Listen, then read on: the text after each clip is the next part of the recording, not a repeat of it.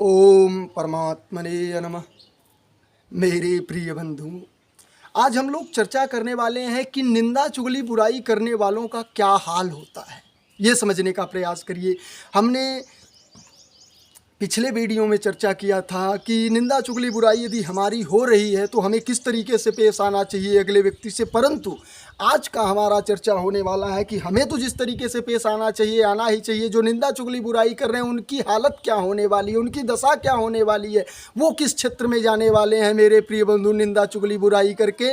इस विषय का आज हम लोग परीक्षण करने वाले हैं। ये समझने का प्रयास करिए। इसी विषय पर चर्चा आज की होने वाली है, जो अमूल्य चर्चा होगी आपके लिए। ये समझने का प्रयास करिए।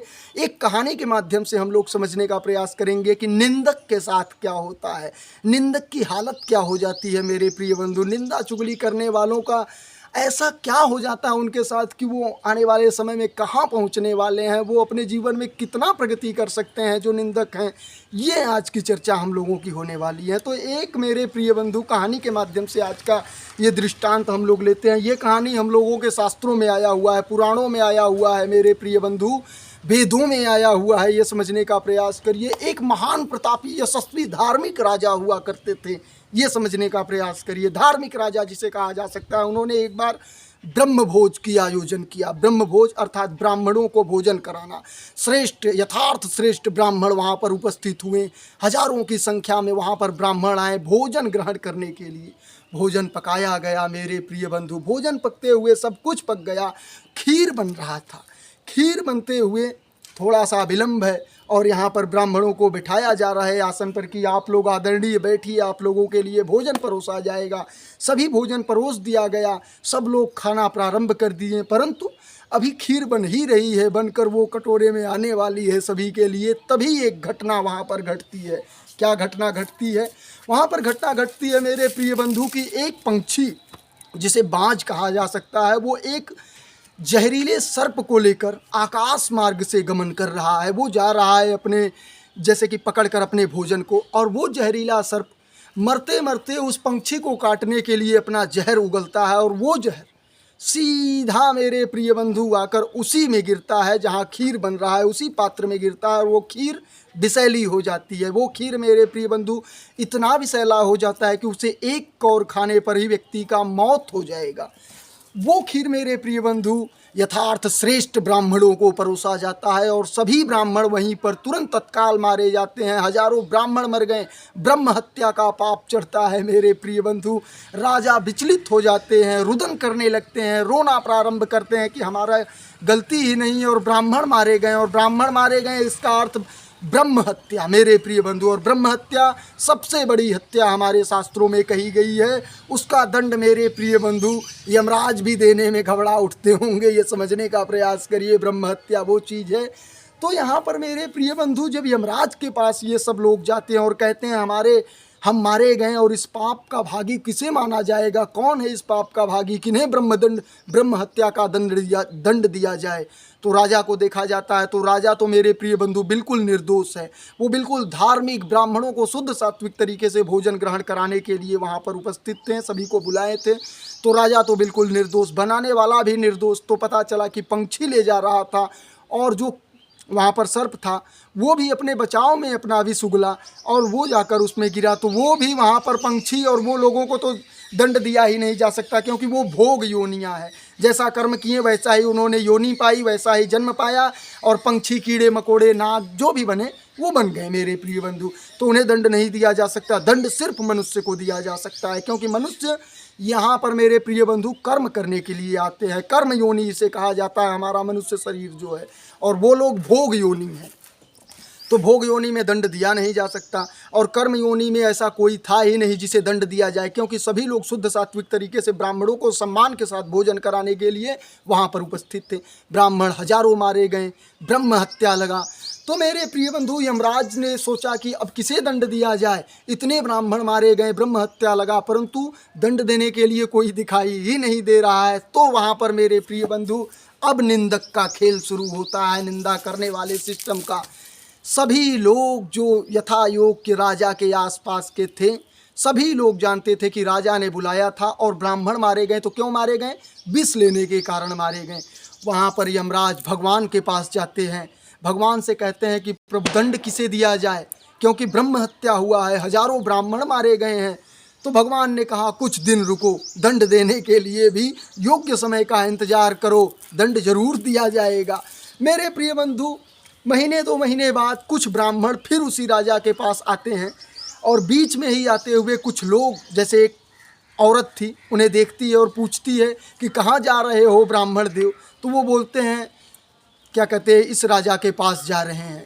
तो वो औरत कहती उस राजा के पास मत जाओ, वो विष देकर मार देगा। बस वहीं पर मेरे प्रिय बंधु यमराज पकड़ लेते हैं कि बस इसी को दंड दिया जाए, सभी ब्रह्म हत्या का। क्यों? क्योंकि उसे पता नहीं है कि राजा क्या कहते हैं कि गलत किया है या सही किया है। राजा तो वहाँ पर सही था मेरे प्रिय बंधु, परंतु उसने बिना जाने उनका निंदा चुगली करना प्रारंभ कर दिया कि वहाँ पर मत जाइए, वो विष देकर मार देंगे। सभी दंड मेरे प्रिय बंधु उस नारी को दिया गया और वो नारी नर्क में जा पड़ी। नर्क में गई तो वहाँ पर जाने के बाद वो नारी रोने लगी और यमराज से पूछा कि हमने पूरी जिंदगी धार्मिक कार्य किए, परमपिता परमात्मा से जुड़ी रही, परंतु हमें ऐसा दंड जो हमें नर्क मिला। तो मेरे प्रिय बंधु यमराज कहते हैं, तुम्हें कैसे पता चला हे नारी, तुम्हें कैसे पता चला कि राजा यहाँ पर गलत थे, राजा ने विष दिया था उन्हें?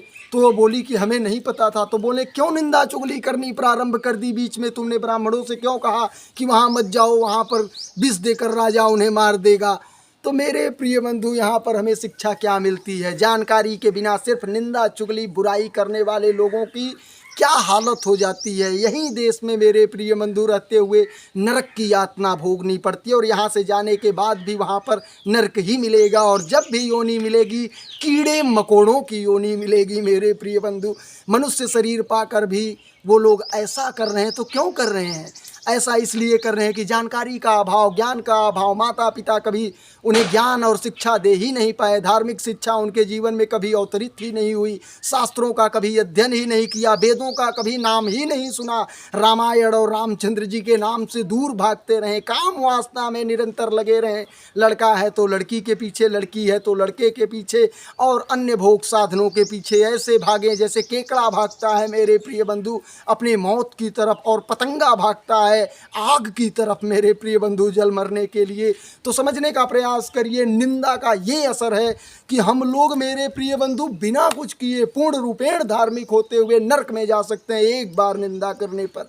निंदा वो चीज़ है मेरे प्रिय बंधु, जाने बगैर अगर आप जानते हैं कि राजा ने मार डाला तो कहेंगे तो वो सत्य हो गया, वो निंदा नहीं हुआ।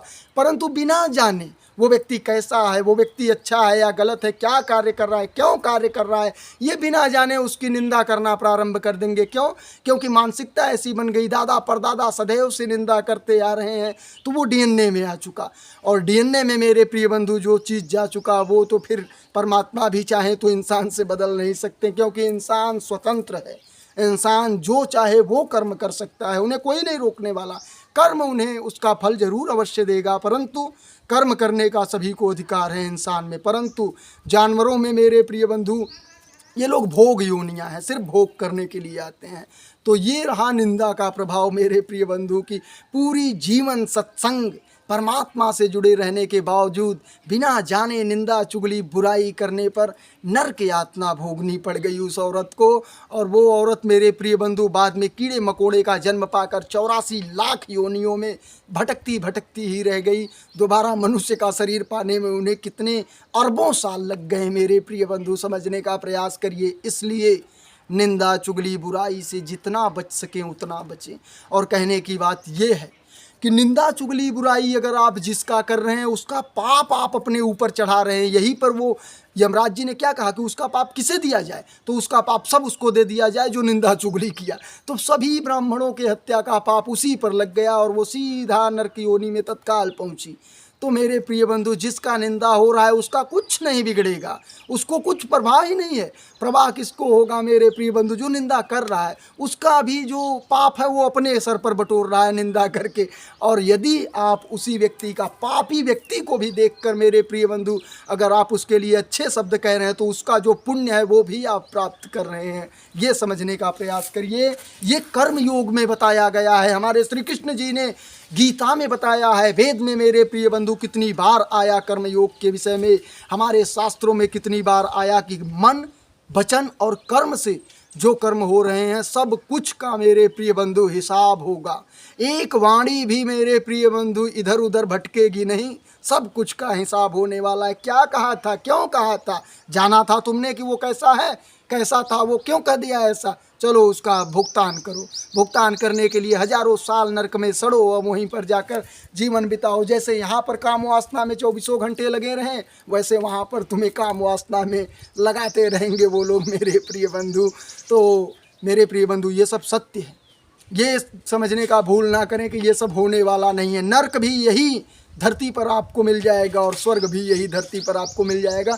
और ऊपर जाने के बाद भी वैज्ञानिक आज का कह रहे हैं कि हमारे जैसे कि इसी वातावरण में ऐसा क्या क्या है जो हम लोग नहीं देख सकते। क्यों? क्योंकि हम लोग वो देखने के सक्षम नहीं हैं। अब जैसे ही हम लोगों की मृत्यु होगी, हम लोग ऊर्जा में बदलेंगे, हम लोग वो देख सकेंगे जो हम लोग नहीं देख पा रहे हैं, वो देखने लगेंगे। क्योंकि ये स्थूल शरीर है, हम जब सूक्ष्म शरीर में प्रवेश करेंगे, जैसे हमारे ऋषि मुनि ध्यान साधना से इसी शरीर में रहते हुए सूक्ष्म शरीर में प्रवेश करके पूरी ब्रह्मांड का ज्ञान प्राप्त कर लिया करते थे। कैसे? आज भी विज्ञान मानने को तैयार नहीं है कि ध्यान से ज्ञान प्राप्त किया जा सकता है, लेकिन अब मान गया है मेरे प्रिय बंधु। अब नासा कहता है कि बिल्कुल ध्यान से ज्ञान प्राप्त किया जा सकता है। करोड़ों साल पहले वेदों ने बता दिया कि एक जगह बैठकर ध्यान करने से संपूर्ण जगत का ज्ञान प्राप्त हो सकता है। ये किताब की ज्ञान नहीं मेरे प्रिय बंधु, ये तो किताब बहुत छोटी हो गई। संपूर्ण जगत का एक एक कण कण के प्रति आपको ज्ञान प्राप्त हो सकता है कि क्या, कैसे, कहाँ से निर्माण हुआ, कब जाकर खत्म हो जाएगा मेरे प्रिय बंधु। धरती कब बनी, कब खत्म हो जाएगी, परमात्मा कौन है, कहाँ है, कैसे हैं, कब हैं, सब कुछ आपको पता चल जाएगा। इसलिए निंदा चुगली से जितना दूरी बना सके उतना ही दूरी बनाएं। इन निंदक के पीछे ना भागें। और निंदा अगर आपकी हो रही है तो परमात्मा का धन्यवाद दें कि आपका पाप वो अपने सर पर लेने के लिए आतुर होकर मेरे प्रिय बंधु अपना समय दे रहे हैं। तो उनका धन्यवाद दीजिए कि हमारा निंदा कर रहे हैं। इसीलिए कबीरदास जी ने क्या कहा, निंदक नियरे राखिए आंगन कुटी छवाए, बिन पानी साबुन बिना निर्मल करे सुआ।